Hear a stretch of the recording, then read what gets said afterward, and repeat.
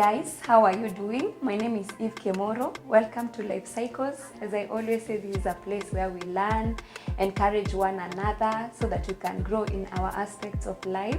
So today we have a topic that we will be discussing, and I know it's something that all of us need to learn and also understand. I have an amazing guests who will help me tackle this topic. I hope you will enjoy. And now let me welcome my guests. Hi guys. Hi.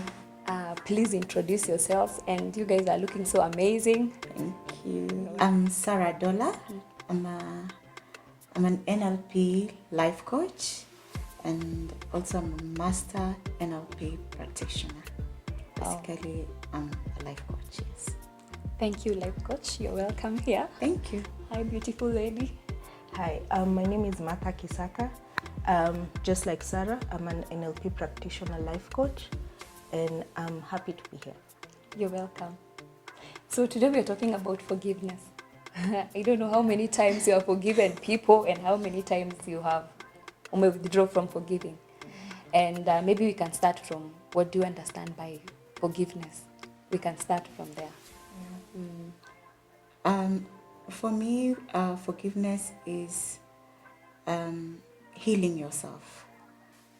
Forgiveness is healing yourself and moving into a space where the heart doesn't bother you anymore and you let go of the heart. Mm-hmm. So for me, forgiveness is letting go of that pain and hurt. Mother, thank you. For me, forgiveness is hard, I'll say that. But from what I understand, or rather what I grew up hearing, the Bible story of forgive 7,000 times 7, that story. That's the first understanding I got of forgiveness, and that's the truth, The Bible says forgive. It's something that is required by God. If you ask me, like, from the top of my head, it's something that is required by God. And for me, forgiveness is something that helps us deal with situations individually and helps us to cross and go over situations that might have made us feel a certain type of way. Mother, you have said something that it is from God. It is, let's say, like it's a command from God. But deep down, sometimes we have these feelings of like, I can't forgive this person. Like, even though amenifanyia, like how? Yeah. So I know there are places where we need to forgive, and there are areas, and as we were discussing, there's some places where hapo unasema nimefika siwezi forgive until something else happens. So we can also share on these places where we need to forgive. Yeah, we can start with you, Sarah. Okay. For me, the places where people need to forgive, because when somebody hurts you, it comes from here. The pain is usually somehow physically, you feel it in your heart. So it is something that is internal more than even, of course there's external hurt, but it's the difficult part to forgive is the internal hurt, because somebody forgives you from, somebody hurts you and it like touches your heart, and it's painful inside your heart, and it's heavy inside your heart. So when we talk about forgiveness, somebody can forgive you from a place that I am better than you, and that is why I am forgiving you. And also, nobody, of course, some people, we all do that. I forgive you because you did something wrong, so me, I'm the better person, so that's why I'm forgiving you. But I also like people to try and rethink that forgiveness should come from a place of love, where we see each other as equals, because this is shared humanity, and you feel like I'm forgiving you because we are at par, and I'm forgiving you because I'm forgiving you from a place of love. Because first of all, I love myself, and even if somebody personal, because the personal people, the people who are you're so close like family, those are the people who really hurt you the most. And of course, this is somebody you love. So forgiveness from a place of love is important. Martha, do you have anything to add on that? Not really, but it's so easy to forgive from the head. But I think what people don't realize that in most situations, when you're forgiving, you're not forgiving the act. Forgiving is a process. It's an internal process for yourself. It has nothing to do with the other person. And that's why when Sarah says that you're forgiving because you think you're better than the next person, then you're actually not forgiving. Because forgiveness is a process. It is your way of dealing with a situation. So forgiveness doesn't mean that I agree with what you did to me. Forgiveness means, you know what, I need to move on from this space. Forgiveness can include, I have forgiven you and I'll never talk to you in my life. Yeah. Because I don't agree with how you behave. So it doesn't mean there's any beef. I just realized that in my process, you're no longer a character in my story. That's simple. Yeah, so yeah, forgiveness should come from a place of, let me add, self-love, because it's your process. It has nothing to do with the external parties. Despite the fact that it was externally, whatever you felt came from an external party. But you also have to realize, for you to have felt a certain way, it's because of your internal filters that made you feel that type of way. Because somebody can have a behavior and do something to somebody else and they won't feel offended, but you will feel offended because of your filters and the layers of everything that you have that is going on in your life. So it always has to be from a point of self-love. From what I'm getting is that forgiveness is a journey. Yes. And everyone has their own journey. So for me, it may take like 3 days to forgive someone, and for the same mistake a person has done, it may take years. So I want to understand, from what point do you start the process of forgiveness? Okay, forgiveness has a cycle, and I'm going to borrow from the time, the time we had the Rwanda genocide and what was actually happening in South Africa. Desmond Tutu, they had formed like a tribunal, yeah, for people to heal, yeah, and the process that this committee came up with was really amazing when it comes to forgiveness. Forgiveness is more of a cycle, because when you're in that space where you're in pain, you either choose two things. You either choose to heal yourself, you go this way, or you either choose to revenge, okay?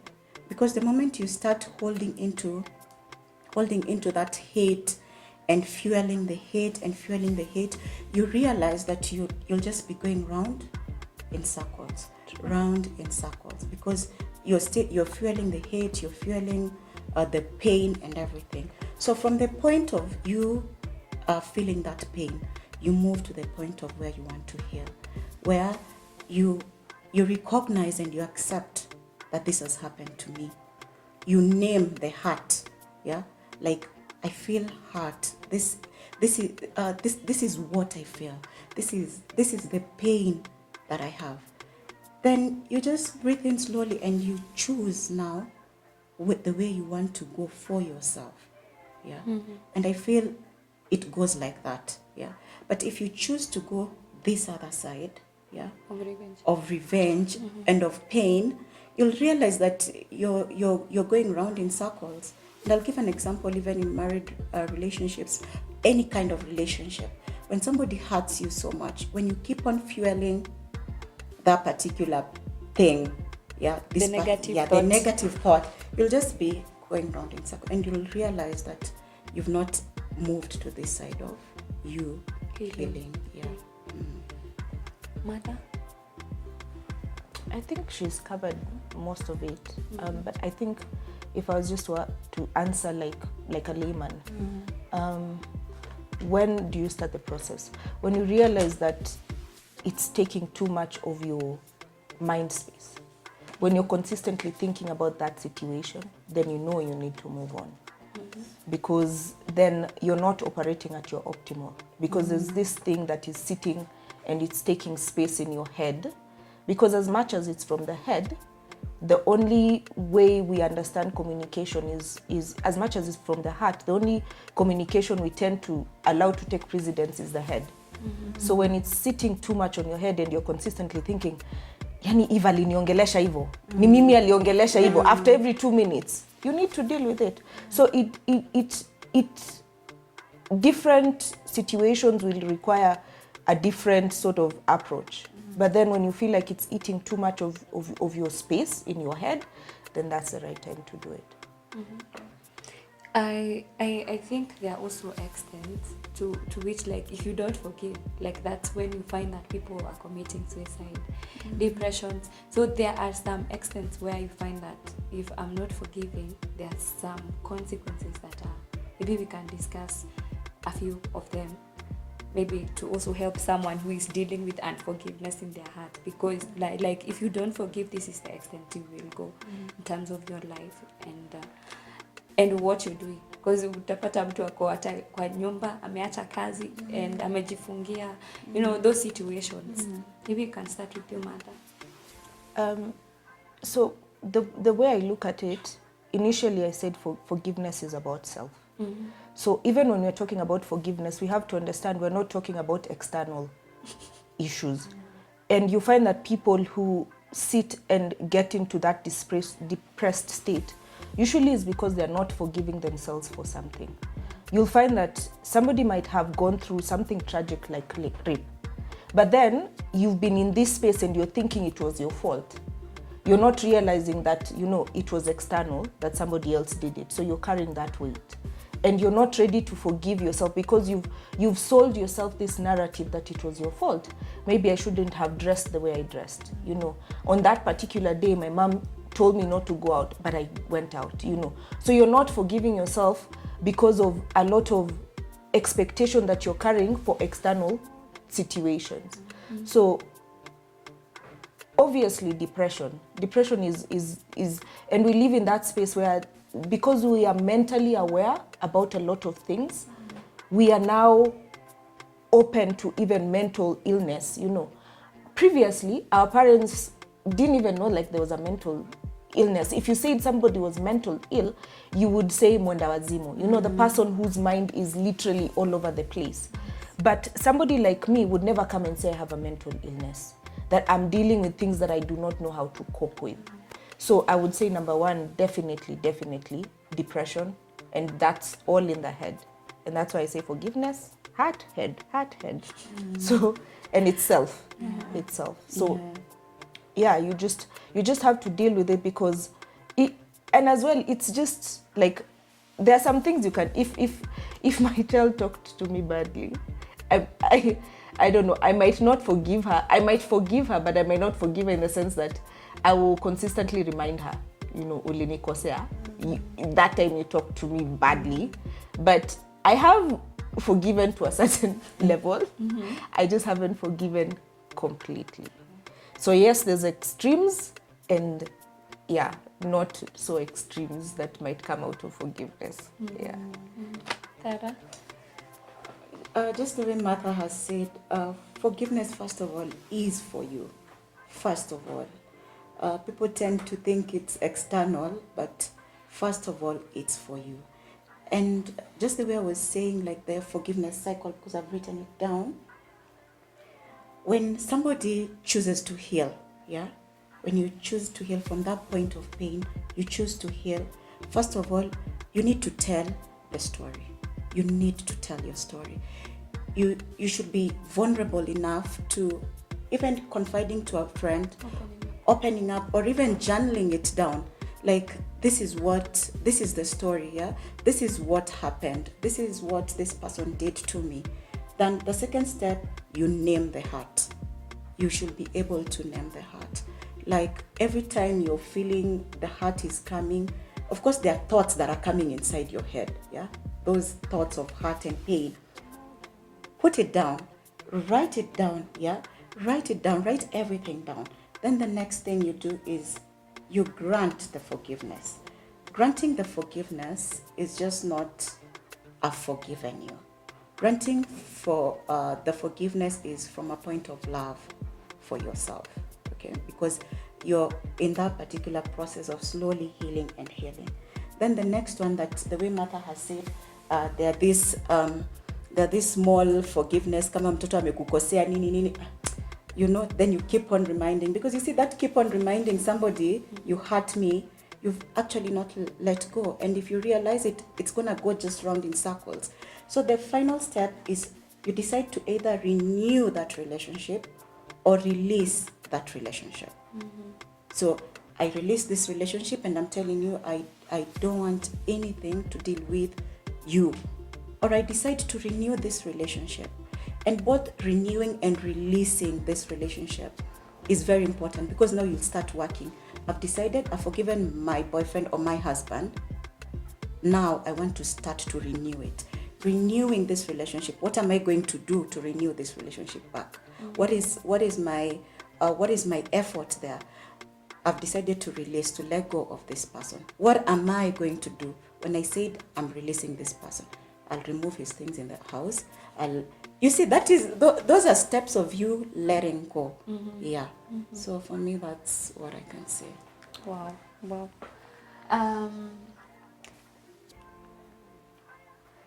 I would say that we are in this earth. As long as you are in this earth, somebody will always hurt you. And I will also hurt people, because sometimes we always think that it's people who are hurting us. And I know there are places where we need to guard our hearts in terms of forgiving, so that you can be able to continue with your life, because it derails us from moving from one step to another. And I know there's so many things that we would talk about in this space, but I would like you to give us maybe a parting shot. There's someone there, yes, you have talked about the cycles, you have talked about what forgiveness is, it's for self, but this person cannot be able to let go. Yeah. Yeah. I think for me, when you find yourself in that space where you feel it is really, really heavy, again, I'll go back again to those steps, because they are important.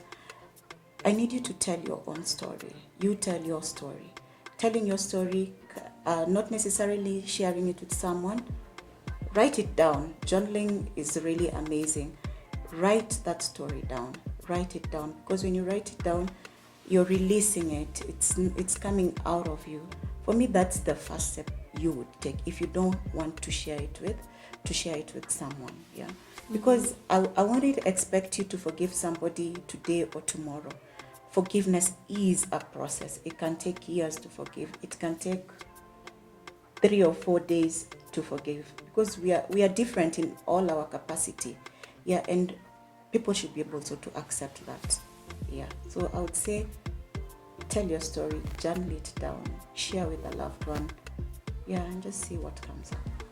Maybe Mother, you can share on the essence of having maybe a therapist or a coach in terms of in the aspect of forgiveness, because there are some people like it a bit disaster. They get a specialized person so that it can help them thrive in that area.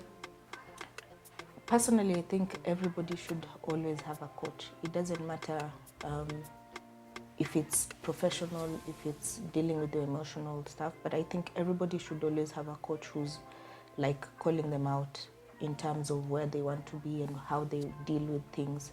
Because when we look at self, we rarely see everybody else's perspective, right? But when you have somebody who steps into your space and is holding space for you, they're able to ask you the right questions for you to sort of see the other person's perspective. Because with forgiveness, if you're not even willing to see the positive intention or the negative action of the other person, then it becomes really hard to forgive. But because people react in certain ways. People say things out of anger, people will do things out of fear, and those things will then hurt you, right? And if you don't sit down and sort of psychoanalyze the other person's intent, you'll be stuck at how you feel, and you'll never move beyond that forgiveness level. And I think that's important, to have somebody in your space who can be able to guide you.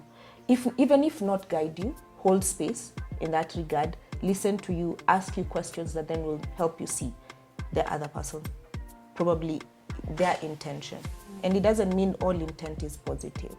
But in coaching, we do realize that every negative behavior has a positive intention for the other person. So if right now I probably talked to you rudely, there could be layers and layers of things that are underneath. And maybe a certain word you used triggered that reaction, right? And I had never realized that certain words trigger me, you know. But if